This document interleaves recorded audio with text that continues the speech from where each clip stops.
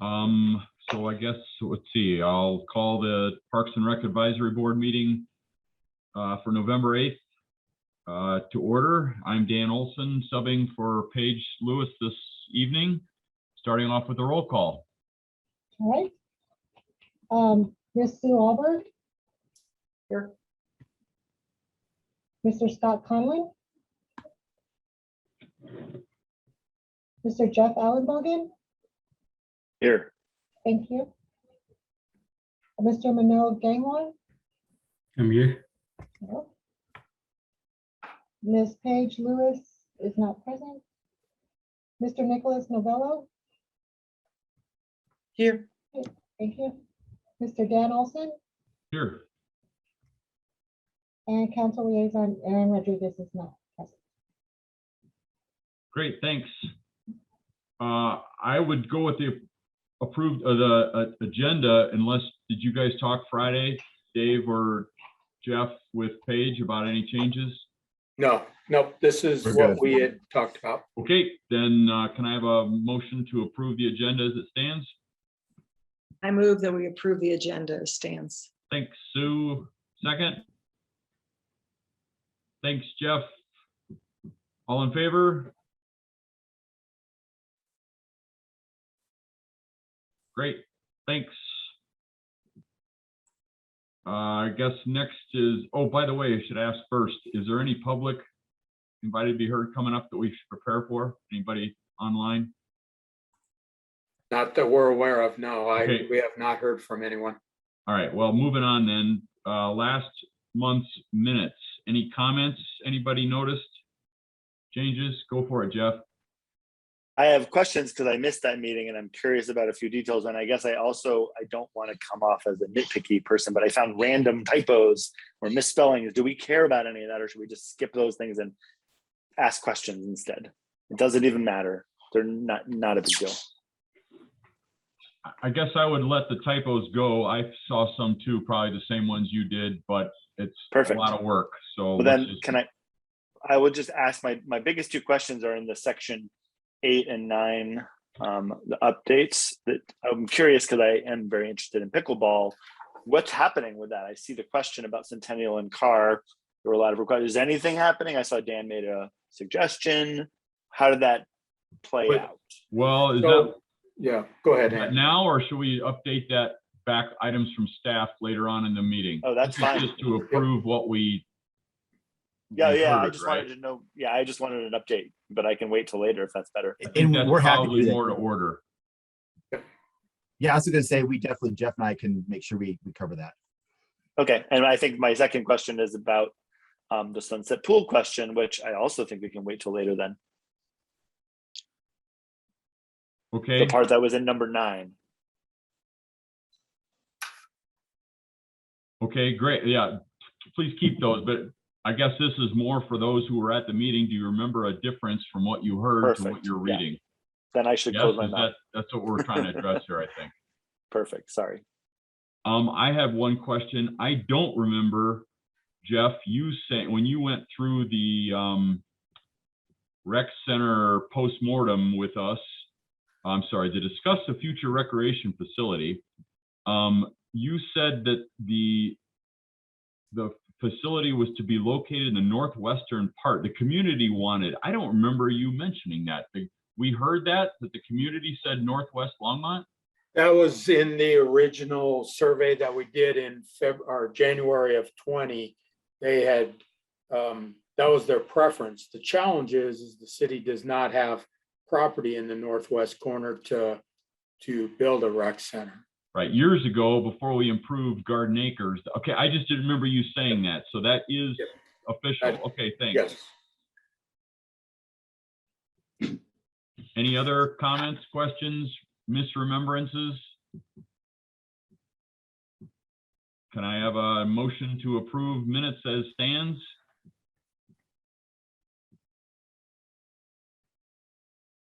I'll make a motion to I was approve. worried. Okay. I'll make a Second? All motion. right, thanks, Manoj. Yeah. All in favor?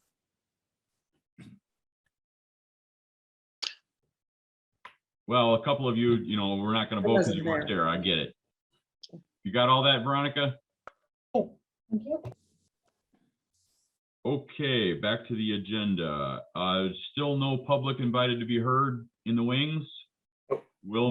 Okay, great. We'll move on then to old business. And I'm guessing this is you, Jeff? Yep. So I have a couple of things I want to talk about tonight. The first is kind of a continuation of where recreation is with the pandemic and still our struggle to get more people to use the rec center, especially with masking being required. And wanted your opinion. One of the things that Boulder County Public Health is allowing is what is called a vaccinated facility, where we could do either all of the rec center or all of the memorial building or a portion of the rec center or hours of the rec center or only programs where we would verify that people are vaccinated. And then for that program or that period of time, only people that are vaccinated would be able to go to the rec center. So just to kind of give you a real life example. One of the things that we are considering is Monday through Friday from 5 a.m. to 8 a.m. is making the recreation center a vaccinated facility. So if people wanted to come swim and they were not vaccinated, they would during that period of time would need to go to Centennial Pool. We did a survey of asking the question of, would you support entry limited to vaccinated individuals at the Longmont Rec Center Monday through Friday, 5 a.m. to 8 a.m. in order to use the facility without wearing a mask? We had 778 people respond to that. 485 or 62% said yes. 239 or roughly 38% said no. And with that, we had probably 200 comments that went along with this question. And those comments ranged from no, the policy is from Boulder County is you should be wearing a mask. Everybody should wear a mask till we're out of the pandemic, all the way to the other end of the spectrum of we shouldn't be wearing masks anymore anyway. So somewhere in between is kind of the guts of that survey, but I wanted to get your opinion and of what you thought about recreation, considering doing that. Again, I want to emphasize that this is a program that would need to be approved through Boulder County Public Health. We have submitted an initial request to get their response on whether they would allow this or not. But again, before we had moved forward, even if we had approval, we're trying to get as much feedback on it as possible. Any thoughts? Comments? Well, Okay, I have a couple. I have a couple. Go ahead, Sue, sorry. Anytime we, do this here and do this here and do this over here, it's confusing. Like every time I go anywhere in Boulder County, I have to look at the the door or the window and see what am I supposed to do? Because even when I go to Centennial, now I'm back to wearing a mask. For a little while, we didn't wear a mask. I just think that, especially because we're coming into a season, just because of the COVID rates in Boulder County, and we're coming into this season where more and more people are getting sick and there's more exposure and you're indoors. I'm not sure this is the time to do that. That's my opinion, just to muddy the water. And I swim at Centennial, so I don't really appreciate people coming over who aren't vaccinated, because that's where they get to go. I mean, so to me, you're going to have some complaints possibly where you send other people to go swim or whatever. I don't know. But I have more things to say, but let the group talk. So. Okay. Dan finds it would be a poor substitute to make Centennial the substitute for the rec center. It's just a pool. I mean, the weight room facility at Centennial is pretty minimal. There's a couple of treadmills, really, that's it, right? And to Sue's point, the swimming is already unmasked at either pool. You don't have to wear a mask while you swim or on the pool deck. So Well, you should I on the think you're deck. gonna lose a lot of customers and not send the remainders. I'm not sure you're gonna gain any, but you're gonna lose a lot, would be my guess. Right. And I guess my response would be that the people that wanted to work out could also go to the memorial building Ah, during that time. do you think you'll gain customers? That's the reason to do this, right? That would be our hope. It's going to take a real education program to be able to make this work. But it is one option that the county has made available. And again, we're looking and considering Has it. any of the rec centers in Boulder, for example, done anything like this? I do not believe that anybody in a recreation facility has done that yet, but I'm guessing that they're considering it as Right. well. Other comments? Go ahead, Jeff. I'm pretty cautious, but my gut instinct is that it's not going to increase. I mean, this is again gut instinct. It seems like that's going to reduce. And that would make me, and I'm fully vaccinated, it would make me less likely to go during that time, even though I'm full vaccinated.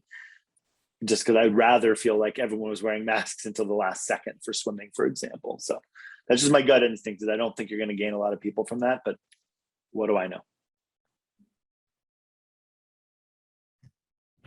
I personally run 2 leagues, so I indoor and outdoor both. So I do recommend people to have vaccinated, use mask always. So I would prefer that. And I think that's a good idea to separate vaccinated and unvaccinated people.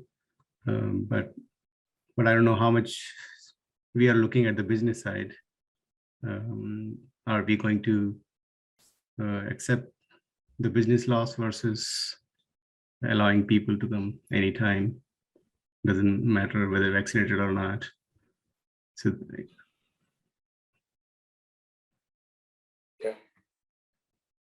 Scott, go ahead.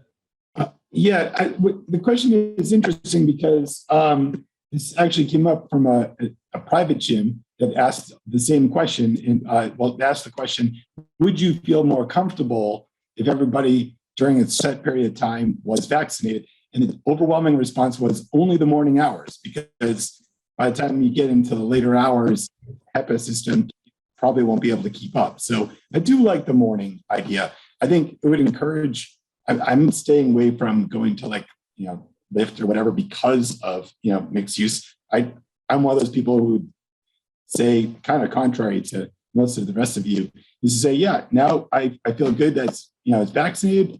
I'd probably still wear a mask, but I'd feel better about going in the morning if everybody else was vaccinated. I think that the essential thing, which kind of was touched on here from a couple of people, was that Boulder County Public Health has to say something about it, right? It can't just be one single facility in Longmont that's going to be doing this. It has to be, this is a policy that Boulder County Public Health is totally fine with, and people can apply for, and they have a little press release on it or something. Yeah. And Go ahead, Jeff. we didn't go with afternoon hours because when we started talking about this, there was not a vaccination for kids 5 to 11. And most kids after school are coming to the rec center, and we didn't want to discourage them from coming and being able to play and use the facility. So that was another driver for going in the morning. Jeff Ellenbogen, go ahead. I'm not sure this is helpful, but now that Scott said something, it made me think of another idea. I think as a vaccinated person, if there was vaccinated hours and masks were required, that's just about the only thing that would get me into a rec center right now. So I'm just saying, that would be an extreme that you're not even asking about, but that might make more people come. Maybe. Nope, I'm not asking that. Well, take it with all the grains of salt. Yes, absolutely. I hear your point though. Thank you. Jeff Friesner, do you want to vote from us here or just this talk or what? No, just the talk. I just wanted to get a feel of what the board thought. Go ahead. The other Sue. thing I would ask Oh. is, do you have other suggestions of what you think we could do to make people, Jeff, more comfortable feeling, it's safe to go to the facility? Knock on wood, we've been open virtually the entire time during the virus. We have not had an outbreak. And again, that doesn't mean it couldn't happen tomorrow. But what other things do you think we should consider? Well, one of my questions is, can private institutions also provide or ask the Boulder County Health for these adjustments? Yes. Okay. Yeah. I mean, you can tell how strongly I feel about vaccinations here. It's, I think the city should be a role model. I just think that if we start to muddy the waters with, we're going to do this here and it's just for these hours, it's more confusing. And people are used to wearing masks. It's just the way it is right now until the county changes, and then you can change along with it. I mean, that's just, I feel real strongly that. Yeah, and I guess, Sue, what we're reacting to is many people that are, when we weren't wearing masks, came back to the rec center. When we reinstituted the mask requirement, they said they wouldn't come if they're required. So we're looking to try to find other options for both sides of where people are comfortable or uncomfortable with where we're at with the pandemic. I know what you're trying to do, and it's great. I'm just saying this pandemic's never going to go away unless people all kind of come on board. And if the city's like, well, we'll do whatever to make you happy, I'm not sure that's the right message the city should give. That's just my opinion. Any other suggestions that, Nicholas? I just want to chime in and kind of echo Sue's sentiment. I kind of feel the same way about this. I think it's just confusing more to have special rules in certain time periods, and we should err on the side of caution. And so, yeah, so I just wanted to add that to the mix. Thank you. Jeff, how many people are we talking that said they would only come if you could be unmasked? I don't have that number. Okay. And you, in the same token, I have the same number of people saying, if you don't make people wear a mask and follow all the rules Right. equally, then I'm not going to come. Yeah, either. exactly. So, Okay. we're kind of in that situation where, the numbers are still pretty low. We're averaging around 500 people a day, or excuse me, a week, and a day, sorry. And prior to the pandemic, that number was well over 1,200 people a day. So, we're still struggling, revenue, we're going to end up the year probably well over $1 million behind our 3.3 million estimate. And again, just trying to see if there are other ways that could be a win-win for everybody, and trying to do the hours seem like a win-win, because we wouldn't really be excluding anyone, because there would be other facilities that they could go to during that time. Go ahead, Based, Manish. based on this discussion, are you sending recommendation to anyone, or just you're getting an idea here? Say that again? Based on this discussion, are you sending recommendation to anyone? Well, I will send that because ultimately the city manager will make the decision. Okay. We're waiting for response from the county to see if it's even an option. And then Harold will ultimately make that decision. But I will share the feedback I received tonight with you all, as well as the information that we got in the survey. Okay. Scott, go ahead. To Jeff, is there a better way to broadcast density of people. I mean, I know Google does it, but it really lags. It's like a 90-day clock of like when people are showing up to the rec center or any of the places. What I'm finding is that that's part of the time where I choose, right? I'll go to places, and some of the private places now have them on their websites where they're doing kind of like hourly counts, and then they broadcast where their accounts are. And then since I've got a more flexible schedule, we'll go where like the low counts are for people, right? So it fills some of your holes. They're there. There may be people who are on the cusp who would be interested in going, but they don't want to show up and then say it's a full facility, right?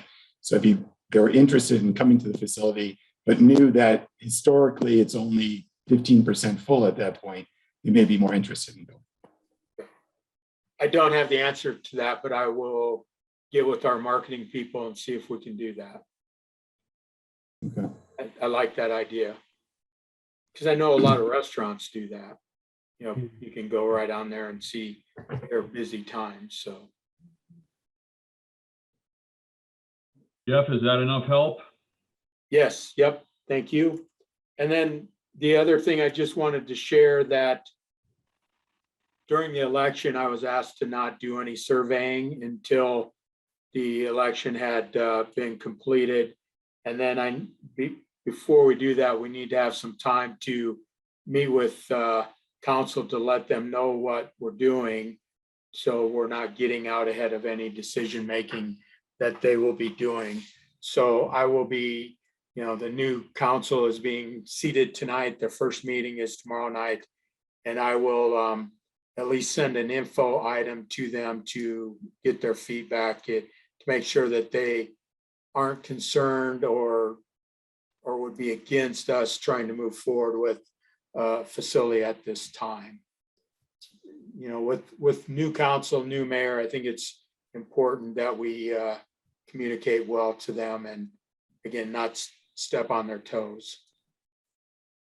At our last meeting 2 months ago, there was discussion of iPads at the Halloween parade and getting more data. Has anything been done there? No, because we were asked to hold off until after the election. Okay. I So- thought you meant to hold off on us discussing it, but the data has not been gathered either. No. Got it. So my hope would be our first event that we'd really be able to do this would be at Longmont Lights, which is two-night event with, the parade has a significant number of people that show up to that. At least historically they have. With the pandemic, I don't know if that will be impacted or not. So would Prab be part of helping create the questionnaire? We talked about the questionnaire at the September meeting. I will send that back out. Well, I read what there was in the minutes. It didn't look to be like It's enough. really to just kind of get a temperature gauge of how interested the community is right now with trying to move forward with rec center. So can you send us those, like what you already have written up, or? Yeah, that's what we talked about last month. It should have been in the minutes. It's like, So you're just talking about the 3 questions. yes, correct. And we haven't been able to do anything with those yet because of the council agenda or election. So that would just be like a iPad thing, or would it be also on the website? People would, Both. so. Yeah. They just didn't seem like very in-depth questions. That's And, why. and they were not intended to be. It was just, again, to get a feel of where the community is, since we really haven't talked a lot about it since, the election in 19.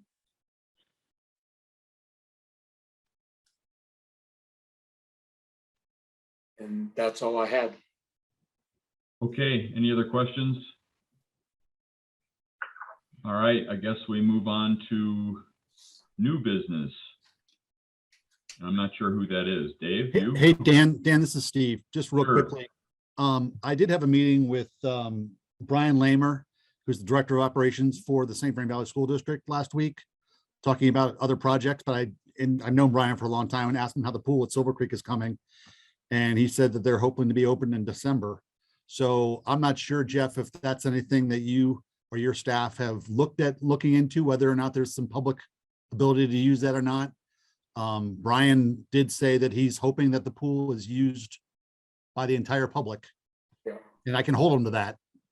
Yep, and so let's see where generally we go. not yet, Steve. The pool was supposed to open in November, and so we've been working with, so the school district said, we're not gonna need Centennial Pool anymore. So we programmed, well, they don't have a pool right now, so that caused some problems. So we're trying to work through that. We are, based on that, we're going to try to be very conservative in our programming in January in case they would have some issues.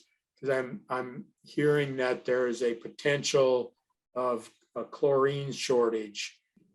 During the hurricane, one of the chlorine companies started on fire down in Louisiana, and that's having an impact on pools being able to get chlorine. So it's an interesting time and an interesting world that we live in right now. And God forbid a boiler goes out, because I don't know what that means. We had the boiler go out at the rec center, and fortunately we found one heat exchanger in the entire country, and it was in Tennessee. And it took a week to get it here.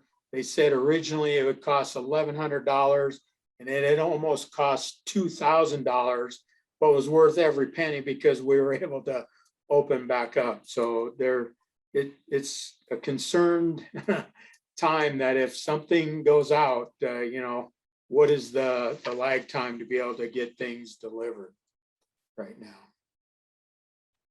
So more than you asked for, Steve. I appreciate that, Jeff. Yep. But it's still no discussions to follow up on, Steve, about whether the public as a whole will, whether there's open swim times or lap swim times or anything. We don't know. They haven't indicated that they have that figured out yet. They want to get it open, and then they'll be open to the conversations. Okay. And I think, David, you're doing the. Yeah, I'll do the piece for Bryce. Okay. He probably could have done, I know we have others on here that have childcare, but his wife is a night nurse and he has a younger child. So I said I'd be happy to cover this for him. Bryce Oubre is our senior park ranger at Union Reservoir. He came to us from Aurora and some work in Denver. And since he's been there, he has noticed that our gate stay open regardless of our hours of operation. So he started looking at our hours in his ranger staffing and tried to see if there's a way we could get back to what I think, as I took this to my leadership, to Ken Houston of Water Resources and Dale Rademacher, what they thought this historically had been, the gate being closed when the park was closed, has not been happening since I've been here. So Bryce looked at those hours and talked to his rangers. One of the challenges was, how do you get people off the water? Well, Bryce, coming from Aurora Reservoir, so that's easy. You get there an hour early, let people know they have time to get their boats out, and that way we can control access. And as he talks about in this message, one of our biggest concerns from the reservoir company, since the city does not really own that reservoir, we lease it from Union Reservoir Company, is the potential to have aquatic nuisance species come in by not having boats checked. So with that gate left open, we get people coming in after hours. The Union Reservoir Company pays for people to check boats. We have no one there at that time. We have no rangers there. So we have potential to have contamination of the water by boats that aren't inspected. And we also have people accessing the water and the beach and stuff after hours when we have no one there controlling the facility. So what Bryce did is we kind of looked at this as a more of a management piece than an hours change. And I think, when Jeff first heard this as kind of some hours changes, we wanted to make sure that we were still providing the same recreational opportunities, the programming opportunities we have in the past.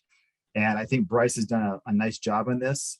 And what I was really kind of hoping for the board tonight is kind of take a look at this and see if there's anything we missed. But I think this really allows for the same time of activity. It aligns with our ranger schedules, our boat inspectors, and should meet the needs of the public that we're thinking about, at least based on our current hours, and then the ability to try to manage how we have people accessing Union Reservoir.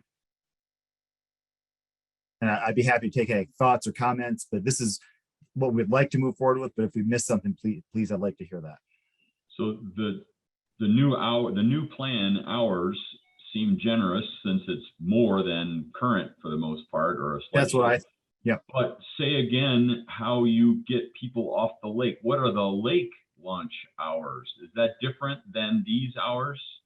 So the launch hours will be, if you get there to launch, there will be a ranger on staff at that time. And then about an hour before it's time to leave the reservoir, we have boats out there with rangers on them. They'll remind people you have an hour to leave the reservoir and get your boats out. So they'll work with them on that. And if you look at this, we're looking to implement this in March of next year. So we want to make sure that we've talked to PrAB. We'll use our public information officers to do social media and stuff so that people aren't surprised by this when it comes around next year. So hopefully people have been thinking about the fact this is it.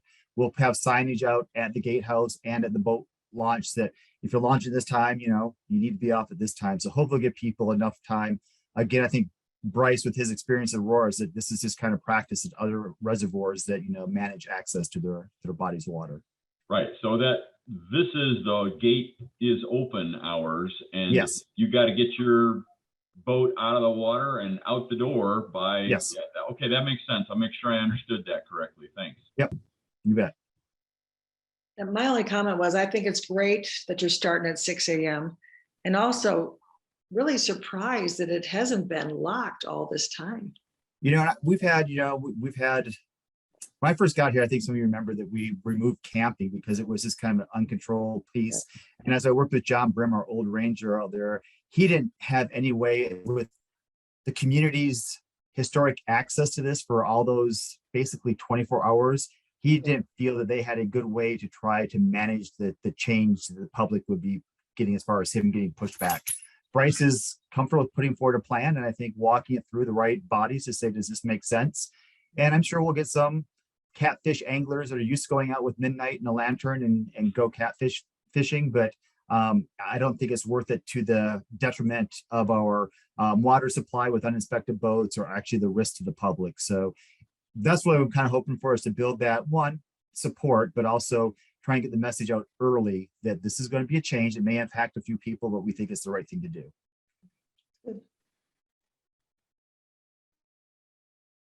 Other comments?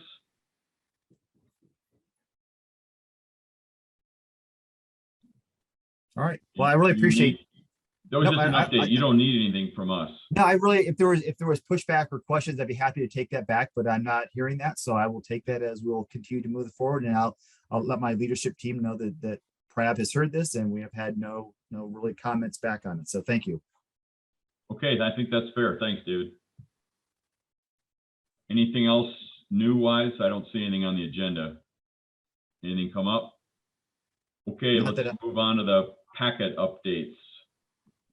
Anything you want to go through, or should we just bring up points we have questions about? What you have questions on? Yeah, if you have questions, please just let us.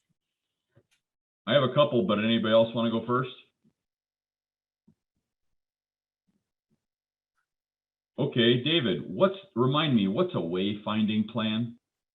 So the city has taken on, so it's basically a signage package. So how do you get from downtown Longmont to Dickens Park? And if you're at Dickens Park and you're on the Greenway Trail, how do you get to Sandstone Ranch? And if you're on the left-hand Greenway, if you want to go over to a point of interest or over to another trail system or a pool, how do we incorporate that message to the public so that we can let people know where they're at and some potential ideas on where they need to get to within the system? We're working with an outside consultant. We're working with a new sign. The marketing team has created the new Longmont logos that you've probably seen. So that was a portion of it. So how these signs look, so be the look of the signs, and then how they all fit in together to give the users an experience that lets them know where they're at and how they're getting to where they may want to go. So Steve, do you want to jump on that? Because he's been a little bit more involved with this. It's something typically we've seen led by our landscape architects or planners, but really this has been more of a city-led project. So Marika with the city manager's office, and Kimberly McKee with the downtown Longmont Development Authority has really taken on some key aspects of this program. Yeah, sure, David and Dan. It's somewhat of a tricky situation because you have to think about, some people want to look at an app and know where they're going. Some people don't have apps, don't have phones. They want to look at a map. Maps get outdated pretty quickly as we build more trails. Some people don't speak English. Some people are colorblind. Some people, so you can't color code. So there's all these different things you have to take into account as you're trying to put together this plan to make it successful. The other part of it is, where are we trying to get people to? Is it just our public places and downtown area? Is it to private businesses? Is it to breweries? Is it to outside agencies, Boulder County, Weld County, St. Francis State Park, Boulder? How far is it? People might want to know that. And so it gets challenging. You get in the weeds pretty quickly, I guess is the easiest way to say it. And so Marika Unger, who is what is her title, David? City Manager's Office, Public Relations Manager. Communications. Yeah. She has hired this consultant out of Cleveland, who is the same team who developed our new city logo. So they're very familiar with the logo and all of the concepts that came up with the logo, which is very well supported by the city manager's office. And so this woman and her team are working with Marika and Kimberly McKee for an overall wayfinding for the whole city, driving in from North 287, South 287, diagonal 66. You don't know you're in Longmont. There's no signs. So they want to rectify that. That's a big portion of this. Because of that, we're also now looking at wayfinding amongst our greenway trails and our trails within our park system. So they sort of become interwoven, and Kathy Crone is our leader on that. And so we are slowly working our way through that. Long answer to a simple question, Dan, I'm sorry, but that's fine. It's convoluted. That's kind of why I asked, because that's a pretty generic name, wayfinding, and I didn't know if that was just trail system or what that. So thank you, I appreciate that. We do wayfinding for each individual park, so you can find your way around the park. Right. And then wayfinding between parks, wayfinding amongst our trail systems, and wayfinding amongst the whole city. And that's recreation centers, museums, downtown, all that sort of stuff.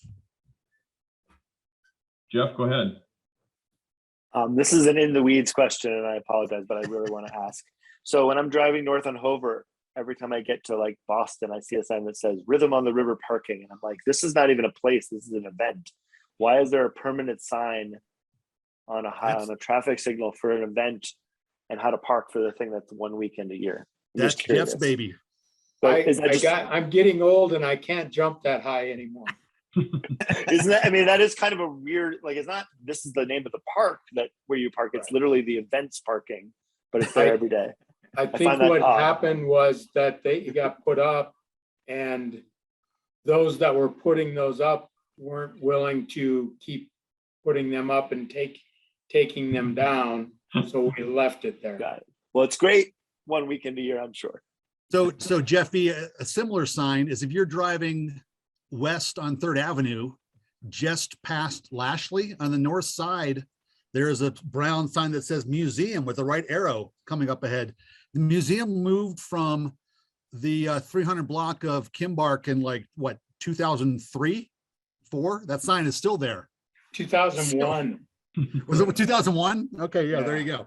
So is there a department of No, old you're signs? right. It was 2003. That's what I thought. Yeah, 2003. Either way, it's not a very good look. I've asked So we people need to a take it sign removal committee or something. Anyway, it makes me smile every time I drive by. thank you for talking about that. I have more. Anybody else want to jump in? Okay, and the Chris Davis update, I think that was under your department still, David. Yep. He talks about the car tennis backboard is gone, and I agree, it's gone. And it says when we finish with the bathroom, the turnoffs, we're gonna put up a new one. Any timeline for that? Yeah, I don't. I can definitely check on that, but it's within his work plan for probably hoping to have it up before probably tennis. I know we play tennis all winter long here, but I was hoping for the spring sort of warmer weathers where we're going. The So LTA folks asked me, does that mean November or January or March? And so you're saying March. I'd probably say March. Okay. If we can do it, there's probably a window in there that we could maybe look at, because right now they're still in that process of winterizing, blowing out sprinklers, and then we get into March, they start getting busy because they're starting to recharge and get things opened up. So I will double check with Timber and Chris on that, make sure we have a good window. But it would Many folks definitely have be there. asked, and you saw the letter to the editor, what was that, 2 weeks ago, from the woman Patsy who came and spoke to us, was that a year ago, about tennis backboards? She wrote a letter to the editor, and and so it's out there, just FYI. Okay. I believe David and Dan also that just like Jeff's boiler, there is a bit of a delay on some of the supplies for that backboard. I don't think we have it in our possession yet. And so I would guess December, January, not March, April, but that's my guess. Okay. So now we're gonna go with COVID and supply chain as our answer for every upcoming question. Yeah. Great.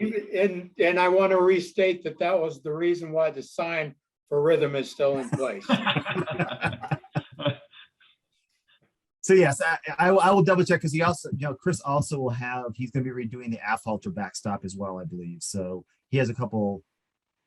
Redoing, is that a paint or a It's surface? a research. Well, it was going to be, if you look at it, it was more than, there was a kind of a simple, let's just repaint it. We started looking at it and it's deteriorating, and just putting normal patching on it doesn't really work. So Chris was looking at trying to figure out the appropriate materials, working with some of our vendors to see what we really need to do, because it was a bigger project than a Boy Scout. It was going to be a Boy Scout project painting it. We realized it was a more complicated process than that. So Chris has both of those on his plate. So okay, it would be probably good for LTA morale not to have them both out of whack at the same time.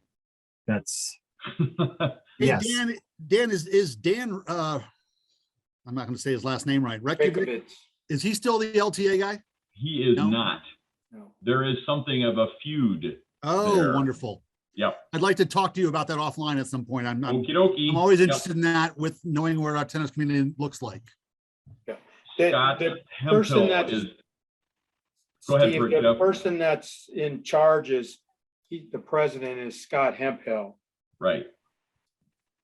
And he's a very nice, easy guy to talk to. I don't know what you think, Jeff, but I've Yeah, met Scott. absolutely. Yeah. yeah. While we're on that subject, they asked about, and Patsy had asked a year ago, the possibility of additional backboards. And I know that's maybe a capital thing. Is that Right. on our radar at all, like at Quail or anywhere else?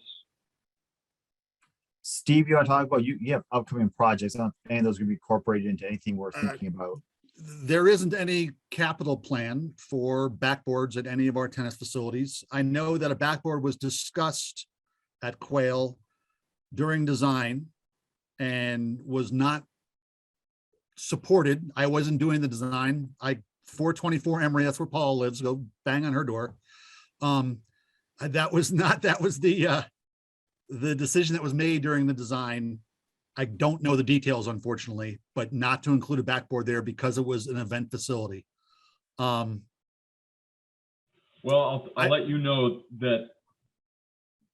I do think that the improvements to Carr and Afhalter should satisfy some of the concerns that the tennis community has, because there'll be much better facilities for them to use. Great. And that might be why they're looking for others, because those have not been up to par for a while. And so getting those up to par hopefully will satisfy at least a good portion of the tennis community. I think. And I'm sorry, I'm gonna put Steve on the spot a little bit, so he maybe help me. So with Wortman, and I should be using the appropriate name now, but with Nino Gallo. Nino Gallo, yep. Having pickleball courts there, are backstops potential at that location? Since we're gonna have courts, and I have not heard that backstops are involved in pickleball. That is not anything that's being considered right now, but the way we have it on the south fence of the pickleball courts on the opposite side is going to be a basketball hoop. And so there's going to be a half court basketball there too. So there could theoretically be a backboard there. okay, it's just, wanted to throw it out and see if there's a, Has I don't- anybody on the board heard that pickleball gets involved in backboards at all, or is that usually a back and forth sort of sport? I'm not too familiar. Back and forth. I don't Yeah. think the ball bounces off a wall. Right. So I don't think the pickleballers the tennis players want a backboard. I And I understand don't that. think we want to invite the tennis players to go to To the pickleball court, Yeah, right. that sounds That is like a a bad idea. idea, would be I my agree. impression. The first two designated pickleball courts we have in the entire city, and we're going to put tennis backboards on them. That's Good call. Yep. So yeah. And while you're talking about that, Steve, what's the timeline? When will we be able to send pickleballers to go play pickleball there? 23. 23. Okay. Yeah, it'll be January or construction. December? Sure. Okay. Not December, but not January. All right. I'm looking right now for, realistically, with an email I got Friday afternoon, beginning of second quarter. Assuming we have a good construction winter in the winter of 22-23, beginning of second quarter 23. Okay, it was what in I'm your shooting for. update, that you're ready to let out contracts or whatever it was, so I was Oh, yeah. gonna ask that. Yep. Great, well, you saved me one. Okay, I have another one. The tree map is way cool. I really like that link. It talks about city maintenance or city maintained trees. Does that mean they rake the leaves underneath them? No. Okay. Well, That's a, I guess it depends on where they're at, because we do, that's a big portion of our fall cleanup is leaf removal. So, right. there are some of those, so we definitely do removal of leaves under trees and parks, but I don't think that's going to be something that we do in our tree kind of islands between sidewalks and streets.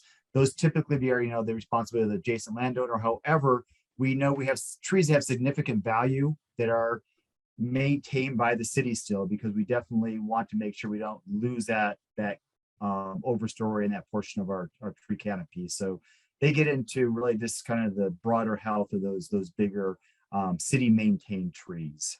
Yeah, I was just curious what that word meant, city maintained. The way the code is written is the city has the right to maintain any tree on public property, including in right of way. So we can go in and water if it's a tree of high value and we see a need.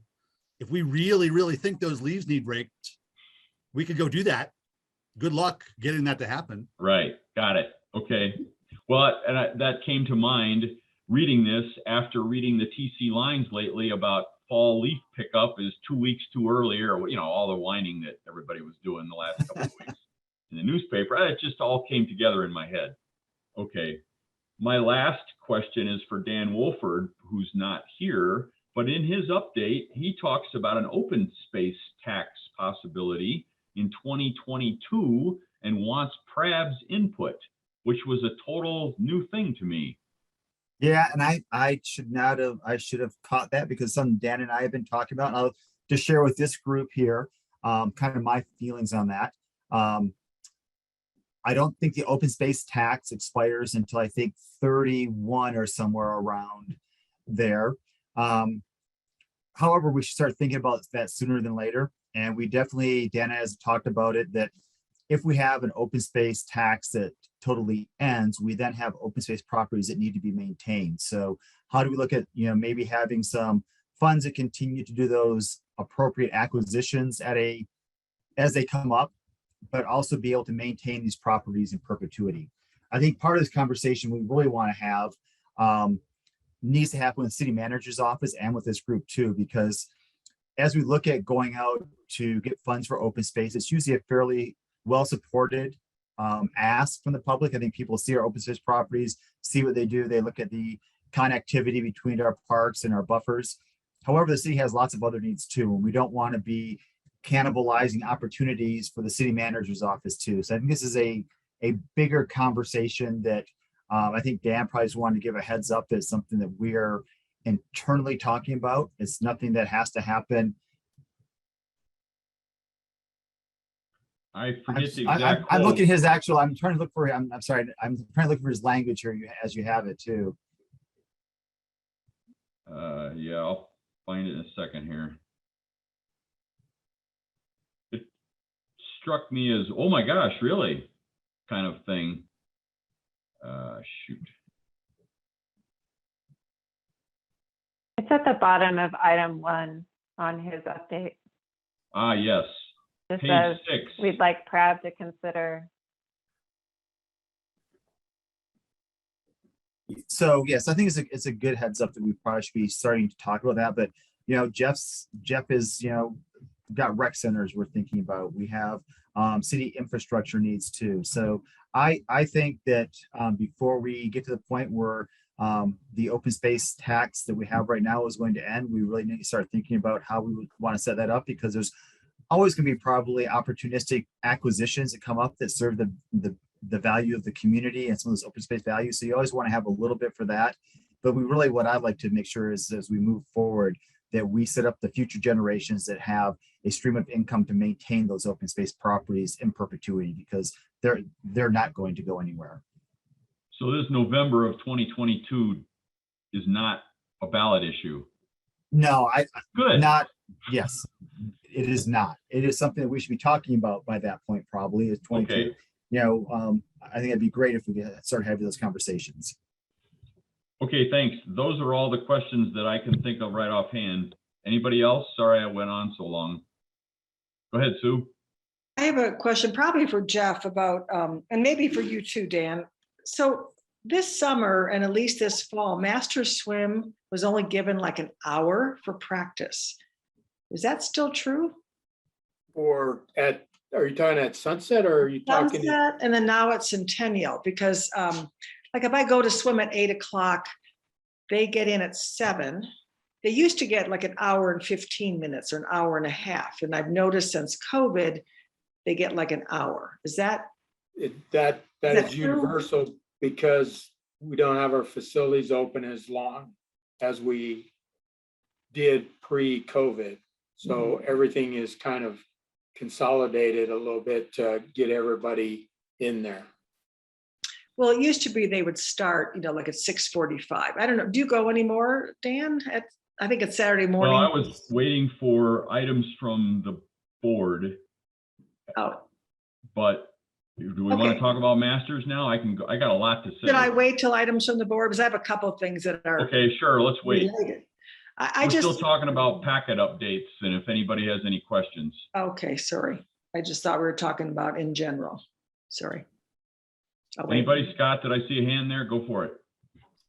Yeah, so in Bryce's update, he mentions the revenue today at Union Res. How does that look compared to previous years, since the model has changed a bit with the automatic pay if you don't get, pay if you get caught, pay if you are honest? So I'll jump in pretty quick on just what I know from the Ranger side, that we definitely have people using that. It is something that at this point, the Rangers are not ticketing or really doing a great job of trying to force that compliance with the other stuff they have going on out there.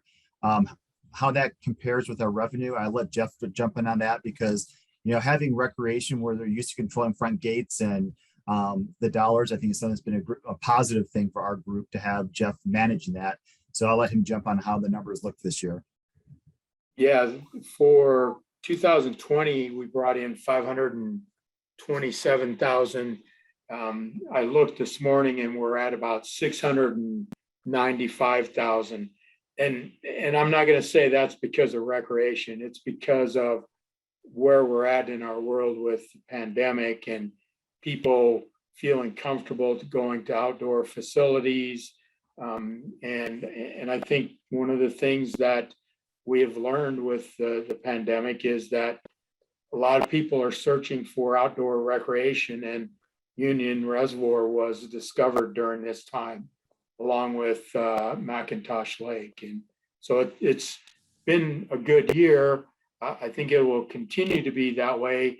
I think we need to find ways to extend or increase the number of people we can have in there at any one time, and make sure that it's safe for everybody to do that.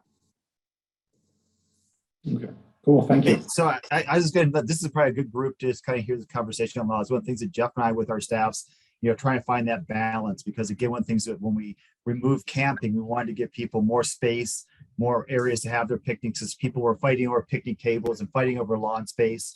So we knew there was this kind of desire to get out and have an outdoor activity, but also want a little bit of elbow room.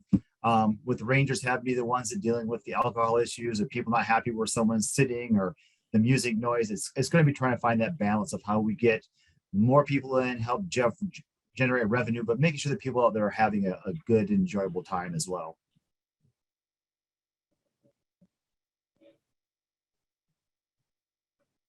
Any other comments about the I'm sorry. packets? I actually have a question for Jeff. Jeff, do you have those historic numbers from what we were collecting when John was running the front gate? I don't have them right now, but I can send those out to everybody. I just want to make sure you had access to them. So I just wanted, okay, Yeah. very good. I can get those. Yep. Okay, thanks. I guess are there any other items from staff that weren't in the packets? Anything you want to bring up? I just wanted to respond to Jeff's question about pickleball. So David and I have met with the pickleball players 2 different times up at the courts at Hover Park. The lines have been added to the Clark Park tennis courts. Tennis, in meeting with them, they've asked us not to move forward yet with the Dawson lines, but that we will continue those conversations both with the pickleball players and the tennis players to be able to expand the number of courts that are usable by both groups. One of the challenges, from my understanding, is that you cannot do sanctioned tennis matches if they have other types of lines on it. So we're verifying that that's true and trying to consolidate some of the sanctioned events at the other tennis courts so that we could possibly do the pickleball lines at Dawson as well. Does that answer your question, Jeff?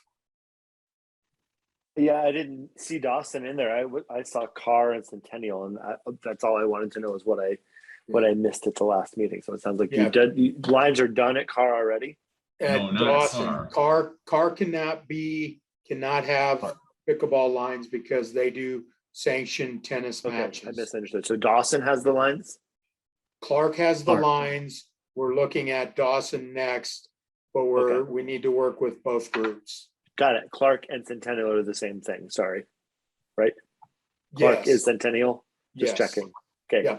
Now I get it. Thanks. Okay. How many courts is that are for pickleball or lined at There are Clark? 2. We did 2 on the court. The pickleballers wanted us to do 4 per court, but that almost makes it way too difficult for any tennis to take place. And we were not in a place to totally kick out tennis out of Clark Park at this point. How does that work? I haven't been to a place where it's both. Is it first come, first serve, and it's whatever the people that are there first want to play? Or correct? Yes. Okay.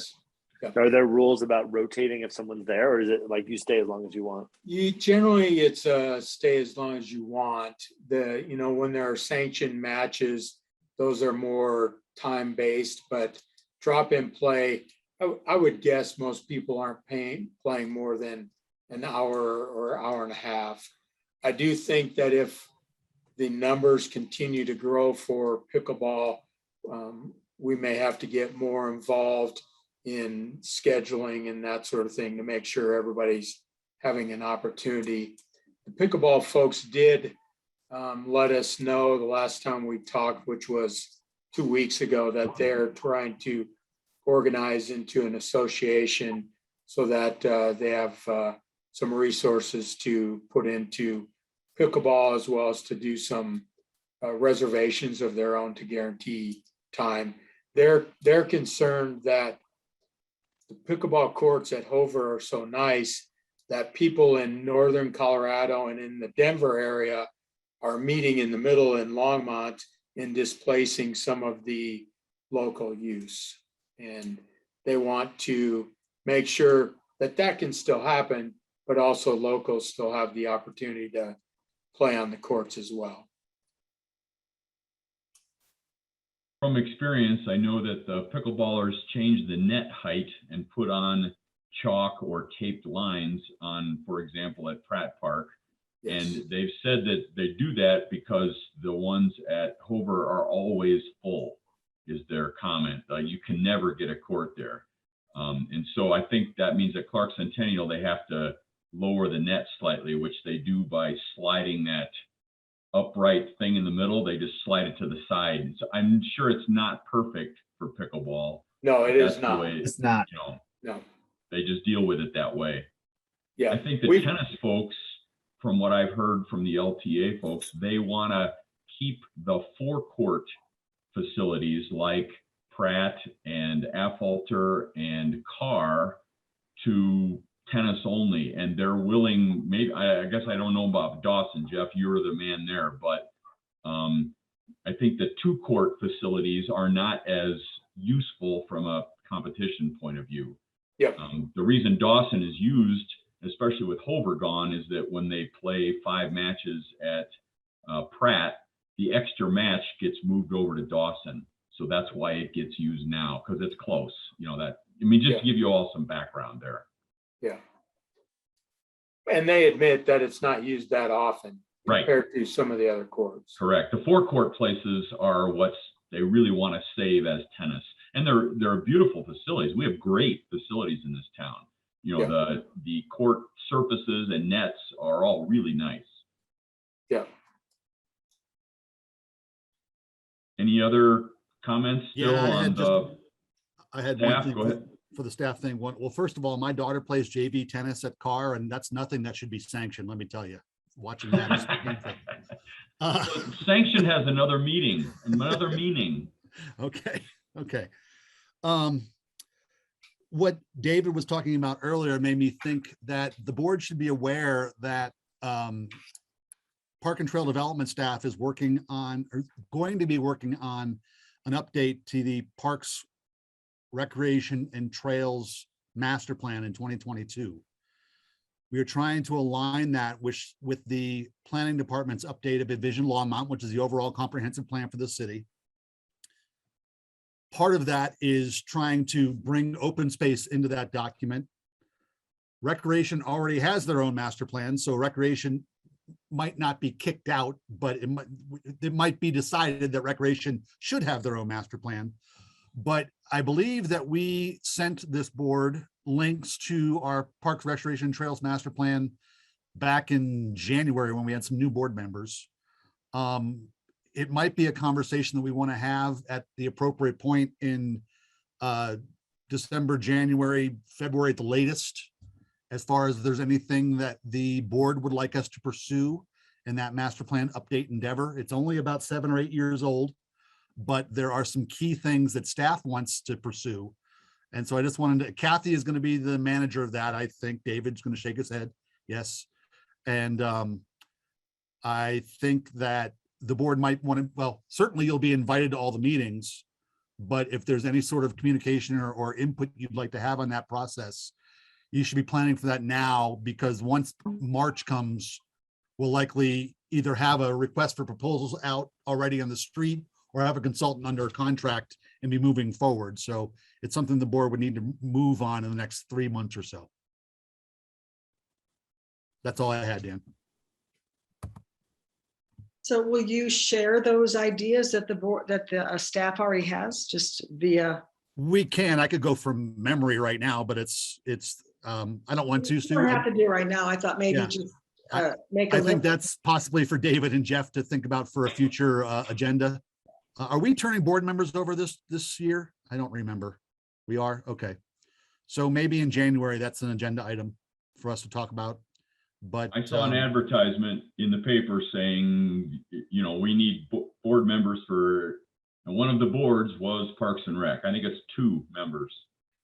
yeah, they heard you led a meeting and Paige was here and they just like, you're out. Fine. Oh, any more staff items? That comes up as board items. Sue got a head start. Why don't you continue, Sue? Masters? Yeah, it's not like a complaint, it's a question. I would think that now that, now that the whole craziness, the initial craziness of reservations and all that, unless it's a staffing issue is what you'll probably say, is why wouldn't the masters, couldn't they start at 6:45 or couldn't they have an hour and a half instead of just an hour? And because partly what happens is they stay in the water, they're reluctant to get out, in just 1 hour, which I totally understand, but then it kind of makes it hard for the next group trying to get in. So then I know they used to have more time. So I'm just curious, is it just a staffing issue or couldn't? That's part of it, but remember, we had a $1.1 million budget cut also. Mhm. And so we're having to measure all of that with earlier closures at all of our facilities, which again compresses all of the needs into smaller periods of time.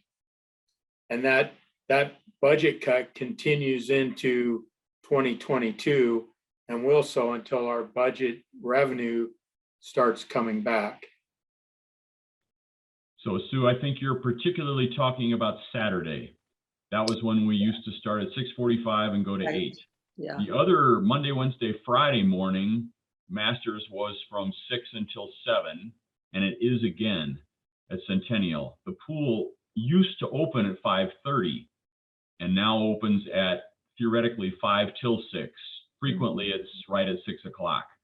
And I go to every one of those. I don't go to Saturday, but I go to every single Monday, Wednesday, Friday for several months now.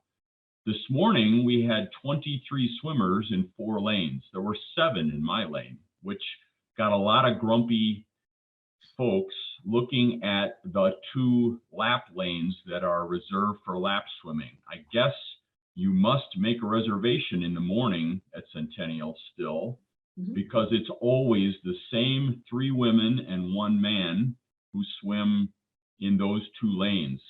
And the Masters people are pretty bummed that we don't get to scoot over another lane or 2. And why not start open swim at 7 instead of at 6, for example? So maybe the Saturday folks are hanging longer because they're grumpy from the week. I'm not sure. I'm not a Saturday swimmer, so I don't know the answer to that. But Jeff, 2 months ago at our last meeting, I brought up some Masters questions. I did not get a call from the fella you did not. I did not. Okay.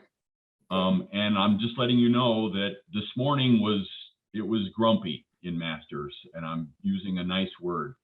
A lot of folks are looking, and there were considerations of, maybe we should be doing the reservation system and just reserve those 2 lanes. And so all 6, and that just doesn't seem like a good way to go, to put people versus people. No, and I think the reservation system is going away here quick. Well, that But might be I will- good, but you'll have more people looking for those 2 lap lanes would be my guess, which is good for, but only 2 per lane, right? Still for them? For the reservations, yes. What about when reservations go away? Then it could go to the 7 per lane like you're talking about. There are I will talk- there are no lap swimmers who will swim more than 2 per lane. I mean, Well, that's not going to work in our world. okay. They have to circle swim or do something different because we don't have the lanes to take care of that. Sounds good to me. I don't mind Yeah. circle swimming, but you should come by, Jeff, because it's going to be a fight. Okay. If 3 or 4 people want to swim, open swim in the morning, it's going to be a problem. Well, Okay. I didn't bring it up like it's a problem. It was more for me a question of why can't they have more time? And I get it. I go to I wait and go at 7 or 8, so I don't have a problem. I think it seems to be working. I don't think there's ever people saying I can't get a reservation anymore. So the 2 to a lane, it's working pretty well overall, I think. If you can get a reservation, if you can't, it's not working. And the problem is, like Dan had mentioned, is often it's the same people they know how to work the system where it might be you can't reserve for more than 14 days or whatever it is. And they know the exact minute you need to go back in to get the next time. That's And correct. that's not fair to everyone else. No, and that's the case for the early mornings. I go at 7 or 8. It's not a problem whatsoever. I don't even reserve ahead of time. I reserve the night before because Right. there's always Okay. openings. So that's not the issue. I think it's it used to be 5 a.m., which isn't there anymore, but I think it's that really early morning time that the issue is. And so it's, Okay. for me, Correct. I'm There are- retired. It's not an issue. I just go later, I'm just was bringing it up because it seemed like Masters was very squashed, I agree. It's very squashed, and folks go because there is a coach who, with swim technique and comes up with a workout and all that sort of thing. And it's only in the morning, and then I guess it's still at lunch at the rec center. I don't know that. But in the morning ones, we really would like to have more lanes, Jeff. Yep. So, and you could sell, we had 23 to 24, and there was at least half a dozen more folks who are regular swimmers who weren't there today. So there are 30 regular-ish, at least swimmers. Okay. You could probably fill all 6 lanes most of the time. I know Saturday doesn't fill up as much, but the weekday ones would. Okay. However, there are 2 very, very vocal women who will not be happy, just to let you know. About losing the reservation, you mean? Correct. And Yeah. losing a lap swim lane. They have a habit that they've been doing for many years, and they want to be there. So To me, the solution would be to open up earlier for Masters. Let them have 5:30 to 6:30 or something. 30 people don't pay the bills. no, but That's that's the better problem. than 20 plus 4. Well, I know it is, but when you start doing it all year long, we have to cut the 1.1 million. There's no negotiation there. Okay. So we're having to follow and make adjustments in our schedule and in some of the programs that we're offering to be able to fall within our budget. And that's the driver for this. So we're not opening any earlier. I get it. Yeah, not right now. Well, how about we open an hour later for lap swim? I will ask that question, and Jason and I will call you this week. Okay. But Hey, Jeff, what if you're gonna what go- time does it open at the rec center? Aren't they open they can do laps at the rec center at 6 or 7, right? Yes. Yeah. Yep. Is there a problem there in the mornings now that you're not doing reservations? It's as busy, when you need lap lanes, it's like anything there, at 11 o'clock, I could have, Right. all kinds of people swimming. But when people want them, it's the time that generally everybody wants them. Yeah, it's the before work, the workout before work. Yeah, And so it's- Sue, you and I, if we just want to do lap swim and we're retired, we go when it's not busy. Right, yeah. Like Scott said earlier about a private gym, you go when it's not busy. Yeah, Right, but most people don't have that luxury. no, they don't. Masters folks, more than, probably 2/3 or 3/4 all work. They're all there for their morning workout and then off to work they go. Jeff, if you're gonna go talk to those women, could you let me know? I might show up. Jeff, go ahead. Jeff Ellenbogen. I just wanted to clarify, because I don't actually know, what is the status of reservations kind of across the board? Is it only this one swimming thing that still has reservations? I thought reservations were gone. Like, can you give us the update on where we're at and what's the timeline of it not being that anymore? The only reservations we're doing is for lap lanes at Centennial during certain times. And I can't tell you what those are, but by December 1st, reservations will be completely gone. Got it. Cool. Thanks. Other items from the board? Hey, Jeff, will they be gone for the ice pavilion too, or will people still make No, we're going to reservations keep for doing that? them at the ice pavilion in an effort to try to rotate people through there and get more people to be able to use it at any one time. Thanks for reminding me of that we are doing it there. No, thanks. Sue, I think I saw your finger first. Well, I was approached by a citizen, and I think David, she talked to him too about a dog park, possibly putting a dog park in at Price Park. So it got me thinking, is there like a formula for how you decide to do dog parks? Like, because I don't have a dog, so I don't even know really, I don't pay that much attention. So I was just curious. You know, this is something that I actually will ask Steve to jump in a little bit too, just for the fact that as we start looking at our parks and our 5-year work plan and our CIP and the master plan we're working on, that all factors into it. And I think there's, as we look at, trying to have parks that are walkable, if we start looking at pickleball as being an interest now, if we look at inline skate, there was an interest, and we look at dog parks, I think that's one of the things that Steve Keck would really do a really good job as, if they're trying to engage the community. What are the important elements they want to see within those parks? We have a couple of dog parks that, I think some people might say are underutilized, other ones that are probably going to have to be moved. But Steve has recognized that, and in some of the design of his new parks on how we can incorporate people and their dogs into our parks without having a true dog park. But the way we're set up right now, having a 5-year sort of, CIP outlook, there's nothing in that plan. And if it's pickleball or dog parks or other interests, even if we get people saying we can donate dollars or money or funds, we really have kind of a commitment to that 5-year CIP, that master plan. It can always be adjusted, but I think, it really has a commitment to communities and stuff on what's coming up next. So it's a tough one to answer, but with the staff and budget we have, there's really nothing out there right now for a new dog park in those facilities. But Steve, do you want to talk about how you've incorporated some of those needs into things you've looked at? Sure.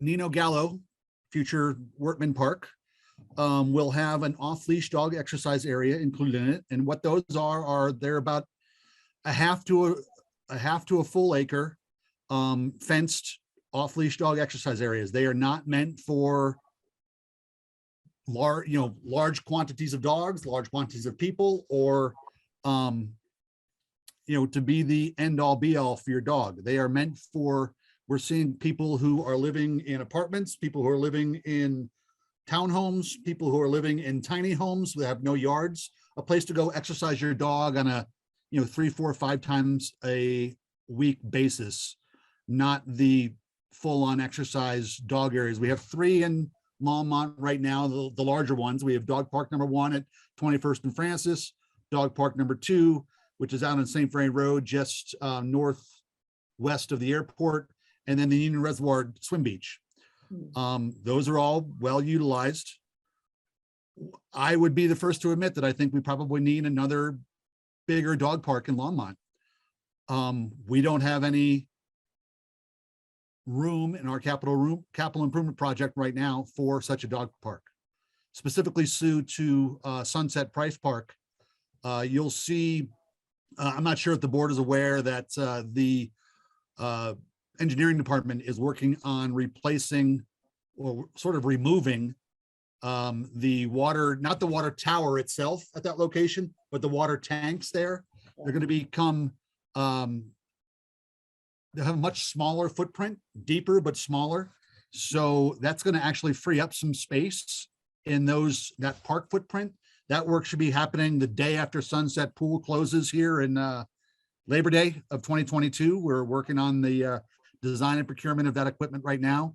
And they have to do some work in the parking lot that does house Sunset Pool and Sunset Golf Course. And so they're waiting until after the pool season for that work to start. But it's going to be a pretty busy next winter up there for that project. The Sunset and Price parks themselves are also due for a master plan update.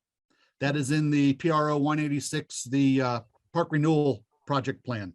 That is not planned anytime in the next 5 years, but it is on our radar. So with that update to the master plans of those parks, some sort of dog facility could be incorporated to one of those 2 parks. But right now there's not anything planned, and there's not really any way to insert something like that to be planned unless 4 city council members gave us that direction. That what you So needed, David? people like her who are, asking, I guess my question is, what's sort of my answer? There's no we have one in north, south, east, west, Longmont. It's not like we're trying to divide them amongst the city. It's just sort of a whenever it works out kind of thing. Yeah, the answer is we are looking at all of our park portfolio and updating older parks as they come up in our park renewal radar. And we would go through a public process with that sort of park renewal. And those are the times to bring those types of things up to staff's attention. You can certainly bring it to your attention now, but we don't have the bandwidth to deal with it at this point in time. Right. I mean, I said, come speak to the board or whatever, but in reality, other than speaking about it, there's really nothing to tell people that they should, It's the same thing we were telling pickleball people 5 years ago on this board. right. We're working on it. And Yeah. Unfortunately, it's a slow process with funding, other priorities, and staffing. All right. That's all I have. Jeff, I think you had next bid. But you're muted. No, I said me, Jeff. Oh, whatever thing was passing through my mind and whenever I raised my hand last is gone. So we're good. Anyone else item from board? I think we're wrapping up. Paige, anything that you'd like to bring up?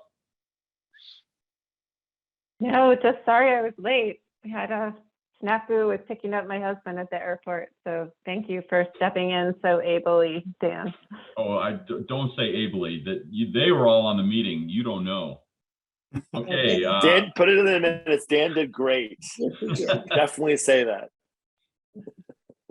I need a motion to adjourn. John Peck was with us during the trip. Is she still part of the board?